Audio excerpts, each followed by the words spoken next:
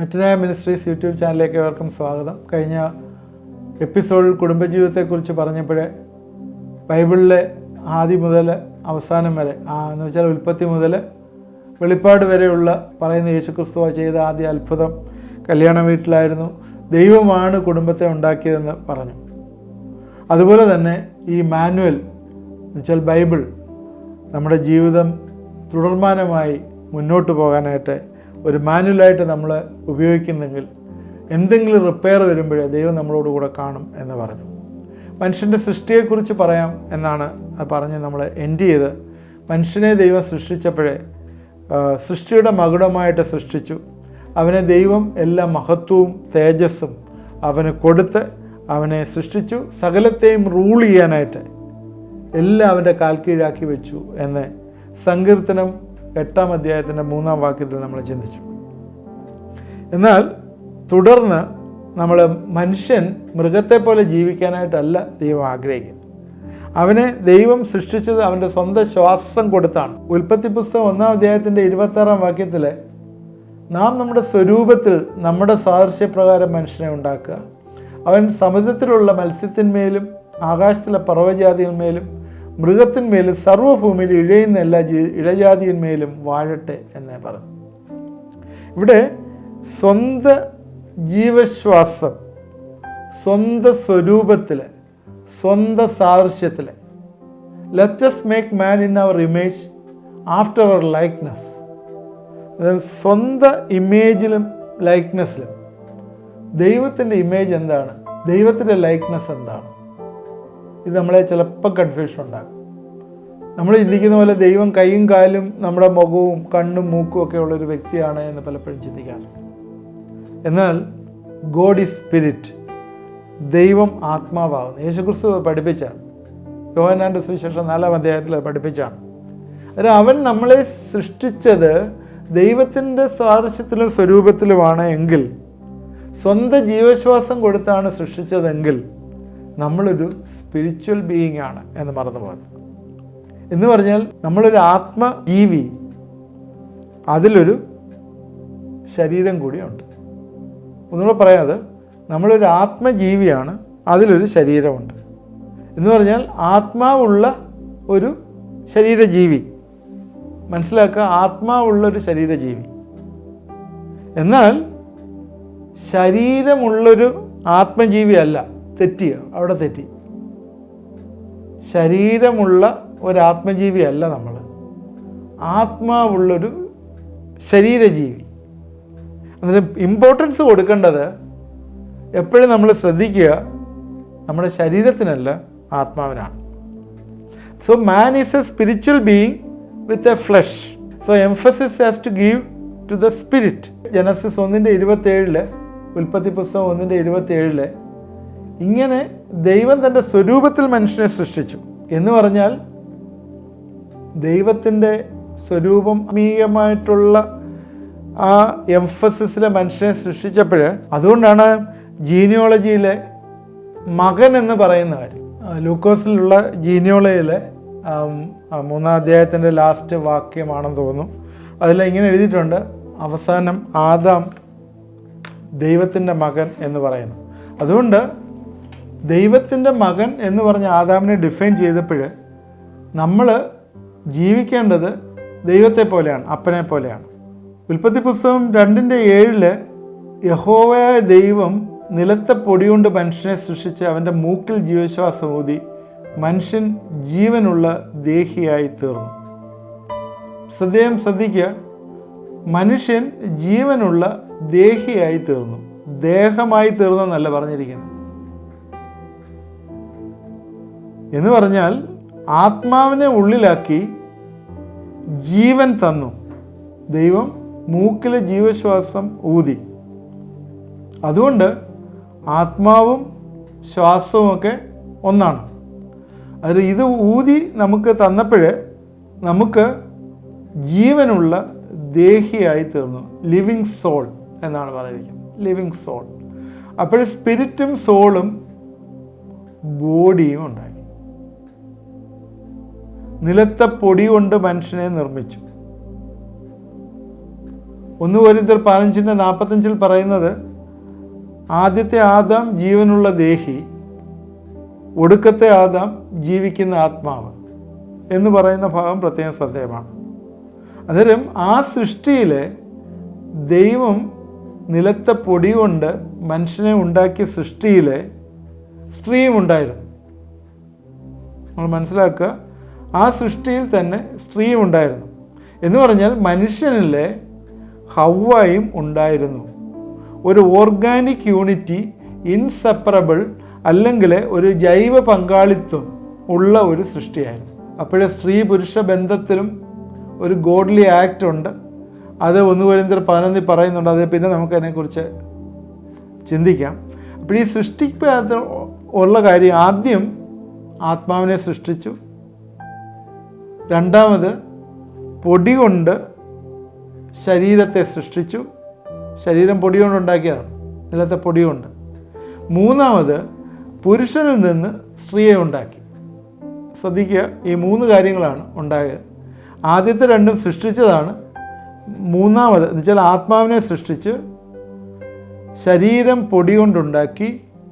അത് കഴിഞ്ഞ് പുരുഷനിൽ നിന്ന് സ്ത്രീയെ ഉണ്ടാക്കി. പുരുഷനിൽ നിന്ന് എടുക്കുകയായിരുന്നു, സ്ത്രീയെ എടുക്കുകയായിരുന്നു. അതായത് ഈ പുരുഷനിൽ തന്നെ സ്ത്രീയും ഉണ്ടായിരുന്നു എന്ന് നമ്മൾ മറന്നുപോയി. നമുക്കറിയാം, പുരുഷനിൽ നിന്ന് സ്ത്രീയെ എടുത്തതിനാൽ എപ്പോഴും സ്ത്രീ പുരുഷന്മാർക്ക് ഒരാകർഷണമുണ്ട്. അതൊരു ഡിവൈൻ ഓർഡറാണ്. വിവാഹം കഴിക്കുന്നതിൻ്റെ ഒരു ദൈവിക പർപ്പസാണത്. ഉൽപ്പത്തി പുസ്തകം 2:18 ദൈവം പറയുന്നതാണ്, മനുഷ്യൻ ഏകനായിരിക്കുന്നത് നന്നല്ല, ഞാൻ അവന് തക്കതായൊരു തുണ ഉണ്ടാക്കി കൊടുക്കും എന്നേ പറഞ്ഞു. ഇവിടെ നോക്കിയോ, ഞാൻ ഒരു തക്കതായ തുണ ഉണ്ടാക്കി കൊടുക്കും. അല്ല, പുരുഷനകത്ത് തന്നെ സ്ത്രീയുണ്ട്. അപ്പോൾ അതിൽ നിന്ന് കൊണ്ടുവന്ന് ഉണ്ടാക്കി കൊടുക്കുകയായിരുന്നു, എൻ്റെ ഭാര്യയിൽ നിന്ന് എടുത്ത് ചെയ്യുകയായിരുന്നു. അതുകൊണ്ട് ദൈവം ഉണ്ടാക്കിയ കാര്യങ്ങളെല്ലാം നല്ലതെന്ന് ദൈവം കണ്ടെങ്കിൽ ഇവിടെ ദൈവം പുരുഷൻ ഏകനായിരിക്കുന്നത് നന്നല്ല എന്ന് ദൈവം ചെയ്യും. എല്ലാം നല്ലതെന്ന് പറയും. എല്ലാ സൃഷ്ടികളും ഉണ്ടാക്കിയിട്ട് നല്ലതെന്ന് പറഞ്ഞിട്ട് മനുഷ്യനെ സൃഷ്ടിച്ചിട്ട് ഇറ്റ് ഈസ് നോട്ട് ഗുഡ്, അത് നല്ലതല്ല, ഒറ്റയ്ക്കിരിക്കുന്നത് നല്ലതല്ല. അതുകൊണ്ട് ഞാൻ തക്കതായൊരു തുണ ഉണ്ടാക്കും, ഐ വിൽ മേക്ക്, ഞാൻ ഉണ്ടാക്കും. അവിടെ ആ വേർഡ് ബാര എന്ന് പറഞ്ഞൊരു ഗ്രീക്കിലൊരു വാക്കാണ് അവിടെ യൂസ് ചെയ്തിരിക്കുന്നത്. അതുകൊണ്ട് ദൈവം മനുഷ്യനെ സൃഷ്ടിച്ചപ്പോഴേ ആണും പെണ്ണുമായി സൃഷ്ടിച്ചു എന്ന് പറയുന്നതിൻ്റെ കാരണം അതാണ്. മനുഷ്യനിൽ തന്നെ അതുണ്ടായിരുന്നു. ഒരു കുടുംബത്തിലെ മാതാവ്, പിതാവ്, കുഞ്ഞുങ്ങൾ, ഒരു ട്രൈ യൂണിറ്റി ഒരു കുടുംബത്തിൻ്റെ, നല്ലൊരു കുടുംബത്തിൻ്റെ ഒരു പ്രത്യേകതയാണ്. ഒരു മനുഷ്യനെ സംബന്ധിച്ചിടത്തോളം ആത്മാവ്, ദേഹി എന്നുവെച്ചാൽ മൈൻഡ് എന്ന് വേണമെങ്കിൽ പറയാം, സോള് എന്നൊക്കെ പറയാം, ബോഡി, ഇത് 3 കൂടി ചേരുന്നൊരനുഭവം. അതാണ് ഒരു മനുഷ്യൻ്റെ പേഴ്സണാലിറ്റി പൂർണ്ണത എന്ന് പറയുന്നത്. ദൈവവും യേശുവും പരിശുദ്ധാത്മാവും തമ്മിലുള്ള ട്രയൂൺ ഗോഡ്, ഇത് എല്ലാം തന്നെ ഒന്ന് റിസംബിൾ ചെയ്ത് വരികയാണ്. ഒരു കുടുംബം എന്ന് പറയുന്നത് ദൈവത്തിൻ്റെ ക്രിയേഷനാണ് എന്നുള്ള തെളിയിക്കുന്നതിനൊരു മാർഗം കൂടിയാണത്. മനുഷ്യനെ ദൈവം ഉണ്ടാക്കി ഒരു കുടുംബമായി വെച്ചിരിക്കുന്നു. യേശുക്രിസ്തു ദൈവത്തിൻ്റെ ത്രിയേകത്വം കാണിക്കുന്ന ഒരു കാര്യമാണത്. മനുഷ്യനെ ഉണ്ടാക്കിയതിനകത്ത് അത് തന്നെ മനുഷ്യനകത്തും ഉണ്ട് 3 ഘടകങ്ങൾ എന്ന് പറയുന്ന പോലെ ഒരു കുടുംബത്തിൽ വരുമ്പോഴും 3 ഘടകമുണ്ട്. മനുഷ്യന് ഏകനായിരിക്കുന്നത് നന്നല്ല എന്ന് പറയാനുള്ള കാര്യം, ഇവിടെ ഏകനായിരിക്കുന്നത് നന്നല്ല, ദൈവം ഉന്നത സ്ഥാനത്തിരിക്കുകയാണ്. ഈ ദൈവവുമായിട്ടുള്ള ഒരു ഒരു ഫിസിക്കൽ റിലേഷൻ, സ്പിരിച്വൽ റിലേഷൻ ഉണ്ട് അവിടെ, കാരണം ദൈവത്തിൻ്റെ ആത്മാവ് ഊതിയിരിക്കുകയാണ്. ഒരു ഫിസിക്കൽ റിലേഷൻ മനുഷ്യനെ സംബന്ധിച്ചിടത്തോളം എപ്പോഴും നടക്കത്തില്ല. ദൈവം സർവജ്ഞാനിയാണ് ഉണ്ടാക്കി. ഞാൻ ആ ഒരു ദൈവത്തിൻ്റെ ഒരു കാഴ്ചപ്പാടിലാണ് ഞാൻ ഇപ്പോൾ പറയുന്നത്. അതുകൊണ്ട് ഒരു ഫിസിക്കൽ റിലേഷന് പറ്റത്തില്ല. മൃഗങ്ങളെ എടുത്ത് നോക്കിക്കഴിഞ്ഞാൽ മൃഗങ്ങളുമായിട്ടും അങ്ങനൊരു കൂട്ടായ്മ പറ്റുകയില്ല. കാരണം മൃഗങ്ങളെല്ലാം മനുഷ്യൻ്റെ മുമ്പിൽ കൂടി കടത്തി വിട്ടിട്ട് എല്ലാവർക്കും അവരുടെ മുമ്പിൽ വരുത്തി സകല ജന്തുക്കൾക്കും മനുഷ്യനിട്ടത് അവർക്ക് പേരായി.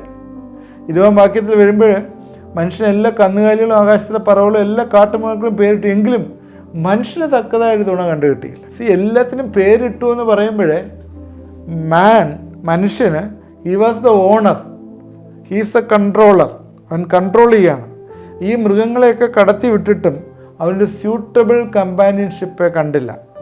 അവനോട് പങ്കാളിത്തമുള്ള അല്ലെങ്കിൽ ഈക്വലായിട്ടുള്ള ഒരു സ്യൂട്ടബിൾ കമ്പാനിയൻ ദൈവം നോക്കിയിട്ട് കണ്ടില്ല. അതുകൊണ്ട് ആദാം പോയി ഒരെണ്ണത്തെ തിരഞ്ഞെടുത്ത് കൊണ്ടുവരാനായിട്ട് ഈ മൃഗങ്ങളിൽ നിന്നൊരു ഇണയും കിട്ടിയില്ല. ആദാമല്ല ഇവിടെ തിരഞ്ഞെടുക്കുന്നത്. ശ്രദ്ധിക്കുക, ആദാം ഒരിക്കലും ചെയ്തില്ല. അതുകൊണ്ട് ദൈവം തന്നെ പറയുകയാണ്, I will make him A partner. ആകയാൽ ദൈവം അവനൊരു ഗാഠനിദ്ര വരുത്തി. അവൻ ഉറങ്ങിയപ്പോൾ അവൻ്റെ വാരിയിൽ നിന്നൊന്നെടുത്ത് അതിന് പകരം മാംസം പിടിപ്പിച്ചു. ഒരു പാർട്ട്ണർ അല്ലെങ്കിൽ ഒരു ഹെൽപ്പ്മേറ്റ്, ഒരു സ്യൂട്ടബിൾ കമ്പാനിയൻ എന്ന് പറയുന്ന ഒരാൾ, അത് ജോലിക്കാരിയല്ല. ജോലിക്കാരി, ഭാര്യ എന്ന് പറയുന്ന ജോലിക്കാരി എന്നൊക്കെ ചിന്തിക്കുന്നുണ്ട്. അങ്ങനെയല്ല. അവനോടുകൂടെ പങ്കാളിത്തമുള്ള ഈക്വലുമായിട്ടുള്ള ഒരാളിനെ ദൈവം തിരഞ്ഞെടുത്തു. ഈ കമ്പാനിയൻ എന്ന് പറയുന്ന വേർഡ് പരിശുദ്ധാത്മാവിന് യൂസ് ചെയ്തിട്ടുണ്ട്. അതിനകത്ത് മീനിങ്ങിനെ സ്ട്രെങ്തൻ ചെയ്യുന്ന, സ്ട്രെങ്തനർ എന്നാണ് പരിശുദ്ധാത്മാവിന് ഇട്ടിരിക്കുന്ന പേര്. എന്ന് പറഞ്ഞാൽ പുരുഷനെ സ്ട്രെങ്തൻ ചെയ്യാനായിട്ട് അതും സ്ത്രീയുടെ ഒരു റെസ്പോൺസിബിലിറ്റി വരുന്നതാണ് ആ മീനിങ്ങിൽ എടുക്കുമ്പോൾ. അപ്പോഴേ ഹവ്വയെ ദൈവം തിരഞ്ഞെടുത്തപ്പോഴേ ആദാം എന്ത് ചെയ്യുമായിരുന്നു? ആദാം ഉറങ്ങുകയായിരുന്നു. ആദാം ഉറങ്ങിയപ്പോഴാണ് ഹവ്വയെ ദൈവം തിരഞ്ഞെടുത്തത്. വേറെ രീതിയിൽ പറഞ്ഞാൽ ദൈവം നമുക്ക് ഓരോരുത്തർക്കും ഭർത്താവിന് ഭാര്യയെ തിരഞ്ഞെടുക്കുമ്പോൾ ഭർത്താവ് ശരിക്കും ചെയ്യേണ്ടത് ഉറങ്ങുകയാണ്. നമ്മളങ്ങനെ ഉറങ്ങി കിടന്നാൽ മതിയോ എന്ന് നിങ്ങൾ ചോദിക്കും.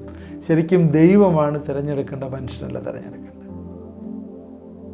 അതുകൊണ്ട് ദൈവം തിരഞ്ഞെടുക്കുമ്പോഴേ നമ്മൾ നമ്മുടെ മാനുവൽ പ്രാക്ടീസ് അനുസരിച്ച് തിരഞ്ഞെടുക്കാനായിട്ട് പോകരുത്. എന്തിനാ ഇവിടെ വലിയൊരു ഉറക്കം കൊടുത്തേ? ദൈവം അനസ്തേഷ്യ കൊടുത്തു. ഈ അനസ്തേഷ്യ എന്താ? ഓപ്പറേഷൻ നടത്തുമ്പോൾ അനസ്തേഷ്യ കൊടുക്കുന്നതിൻ്റെ കാരണം എന്താ? നമ്മൾ ഇടയ്ക്ക് കയറി പണിയാതിരിക്കാൻ വേണ്ടിയാണ് അനസ്തേഷ്യ കൊടുക്കുന്നത്. അതുപോലെ ദൈവം ഇവിടെ ഒരു ഗാഠനിദ്ര കൊടുത്തു. ദൈവത്തിന് പണിയാനുള്ള അവസരമാണ്. ദൈവം ഗാഠനിദ്ര കൊടുത്തു. 127 സങ്കീർത്തനത്തിൽ ഇതുപോലെ തന്നെ പറയുന്നുണ്ട്. നമ്മൾ വായിച്ച ദൈവമോ ഉറക്കത്തിൽ കൊടുക്കുന്നു. ഉറങ്ങിക്കൊണ്ടിരുന്നാൽ മതി, ദൈവം തരും. ഇതൊക്കെ ഭയങ്കര ഡിബേറ്റായിട്ടുള്ള ക്വസ്റ്റ്യൻസാണ്. ഞാൻ ഉറങ്ങിയാൽ ദൈവം എനിക്ക് തരുമോ എന്നൊക്കെ ഉള്ളത്. തുടർന്ന് അടുത്ത എപ്പിസോഡിൽ ചിന്തിക്കാം. നമ്മുടെ സമയം ഇവിടെ തീർന്നുകൊണ്ട് നമ്മൾ അടുത്ത എപ്പിസോഡ് ചെയ്യും. ഇന്ന് നമ്മൾ ചിന്തിച്ചത് മനുഷ്യനെ ഏത് രീതിയിലാണ് ദൈവം സൃഷ്ടിച്ചത്, അത് പുരുഷനും സ്ത്രീയും ഏത് രീതിയിലാണ് വന്നത് എന്നുള്ളൊരു ഒരേ ഒരു കാര്യമാണ് ചിന്തിച്ചത്. നമുക്ക് 15 മിനിറ്റ് സമയമല്ലേ നമ്മൾ എടുക്കുന്നുള്ളൂ. നിങ്ങളിത് തുടർമാനമായിട്ട് കാണണം. അതുകൊണ്ട് ഇതിനകത്ത് പ്രത്യേകം ഓർക്കേണ്ട ഒരു കാര്യം, നമുക്കൊരു സ്യൂട്ടബിൾ കമ്പാനിയൻ ആവശ്യമായതുകൊണ്ട് ദൈവം മൃഗങ്ങളിൽ നിന്ന് നോക്കിയിട്ട് ആരെയും കിട്ടിയില്ല, എല്ലാ സൃഷ്ടികളിൽ നിന്നും നോക്കിയിട്ടും കിട്ടിയില്ല. മനുഷ്യനൊരു തക്ക തുണയെ വേണം, ഒരു സ്യൂട്ടബിൾ കമ്പാനിയൻ അല്ലെങ്കിൽ ഒരു സ്യൂട്ടബിൾ പാർട്ട്ണർ വേണം, ഒരു സ്ട്രെങ്തനർ വേണം. അതുകൊണ്ട് ദൈവം അവനൊരു ഗാഠനിദ്ര വരുത്തി ഹവ്വയെ സൃഷ്ടിച്ചതായിട്ട് പറയുന്നു. തുടർമാനമായിട്ട് നമുക്ക് ചിന്തിക്കാം. ഇന്നത്തെ ചിന്തകൾ നമുക്ക് പ്രയോജനമായി എന്ന് വിചാരിക്കുന്നു. നമുക്ക് പ്രാർത്ഥിക്കാം. ദൈവമായ കർത്താവേ, ഇത് കണ്ടുകൊണ്ടിരുന്ന പ്രിയപ്പെട്ടവരെല്ലാം ഞങ്ങളെ അനുഗ്രഹിച്ച് പ്രാർത്ഥിക്കുന്നു. പിതാവിൻ്റെയും പുത്രൻ്റെയും പരിശുദ്ധാത്മാവിൻ്റെയും നാമത്തിലെ കർത്താവേ, പ്രത്യേകിച്ചും കുടുംബജീവിതത്തിലെ പുതുതായിട്ട് പ്രവേശിക്കാനായിട്ട് ചിന്തിക്കുന്ന ആളുകളെ ദൈവരങ്ങളിലേക്ക് സമർപ്പിച്ച് പ്രാർത്ഥിക്കുന്നു. ദൈവമേ, സ്യൂട്ടബിളായിട്ടുള്ളൊരു പാർട്ട്ണറായിട്ട്, സ്യൂട്ടബിൾ ഹെൽപ്പറായിട്ട്, ഹെൽപ്പ്മേറ്റായിട്ട്, ഒരു സ്ട്രെങ്തനറായിട്ട് കർത്താവെ ആയിരിക്കാനായിട്ട് സഹായിക്കണമേ. കർത്താവ് പുരുഷൻ ഏകനായിരിക്കുന്നത് നന്നല്ല എന്ന് പറഞ്ഞ് it is good that he should not be alone എന്ന് ദൈവം കണ്ടെങ്കിൽ കർത്താവെ, കല്യാണം വേണ്ട എന്ന് പറഞ്ഞ് നിൽക്കുന്ന ചില ആളുകൾ, അവർക്ക് വേണ്ടി ഇന്ന് രാത്രി ഞാൻ പ്രാർത്ഥിക്കുകയാണ്. മാതാപിതാക്കൾ വിഷമത്തോടുകൂടി ഇരിക്കുന്നു, കല്യാണം വേണ്ട എന്ന് പറഞ്ഞ്. അവർക്ക് വേണ്ടി പ്രാർത്ഥിക്കുന്ന ദൈവമേ, അവർക്ക് നല്ലൊരു സ്യൂട്ടബിളായിട്ടൊരു ഹെൽപ്പ്മേറ്റിനെ, ഒരു കമ്പാനിയനെ നീ കൊടുക്കണമേ. ഈ ദിവസങ്ങളിൽ അവരുടെ ഹൃദയങ്ങളെ അതനുസരിച്ച് കർത്താവ്, ദൈവത്തിൻ്റെ വലിയൊരു കൽപ്പനയാണ് ആ കൽപ്പന അനുസരിപ്പാനായിട്ട് കർത്താവെ നീ സഹായിക്കണമേ. ഇത് കണ്ടുകൊണ്ടിരുന്ന എല്ലാവരെയും അനുഗ്രഹിക്കണം. യേശുക്രിസ്തുവിൻ്റെ നാമത്തിൽ പ്രാർത്ഥിക്കുന്നു, കേൾക്കണമേ. ആമേൻ. എല്ലാവർക്കും പ്രയോജനമായി എന്ന് വിചാരിക്കുന്നു. തുടർമാനമായി ഇത് കാണുക. നമ്മൾ മനുഷ്യൻ്റെ സൃഷ്ടിപ്പിൻ്റെ അവിടം വരെ ആയിട്ടുള്ളൂ. നമ്മൾ തുടർന്ന് അങ്ങോട്ട് ചിന്തിക്കും. അവൻ്റെ മാരേജിൻ്റെ കാര്യങ്ങളൊക്കെ അങ്ങോട്ട് വരുന്ന ദിവസങ്ങളിൽ ചിന്തിക്കുന്നതാണ്. മാരേജ് കഴിഞ്ഞിട്ടില്ലേ മാരേജിലെ പ്രോബ്ലംസൊക്കെ വരുന്നത്. അതുകൊണ്ട് നമ്മളിത് എല്ലാ ദിവസവും കാണണം. നിങ്ങൾക്ക് പ്രയോജനമായി തീർന്നു എന്ന് വിചാരിക്കുന്നു. നിങ്ങളുടെ കമൻറ്റുകൾ കമൻറ്റ് ബോക്സിലുണ്ട്. എന്തെങ്കിലും ക്വസ്റ്റ്യൻസ് ഉണ്ടെങ്കിൽ ക്വസ്റ്റ്യൻസ് ചോദിക്കാനുള്ള അവസരങ്ങളുണ്ട്. തീർച്ചയായും ഇത് പ്രയോജനമായി തീരുമെന്ന് ഞാൻ വിചാരിക്കുന്നു. നിങ്ങളുടെ ഫ്രണ്ട്സിന് ഷെയർ ചെയ്ത് കൊടുക്കുകയൊക്കെ ചെയ്താൽ അതെല്ലാവർക്കും നല്ലതായിരിക്കും. ദൈവം നമ്മളെല്ലാവരെയും അനുഗ്രഹിക്കും.